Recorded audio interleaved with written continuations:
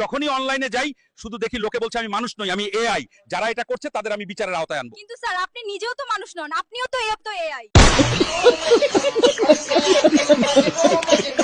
আখি, আমাদের এইচএসসি পরীক্ষা, তুই কেমন দিলি?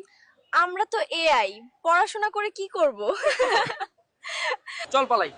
ইউসুফ ভাই, বিয়ে করবেন না?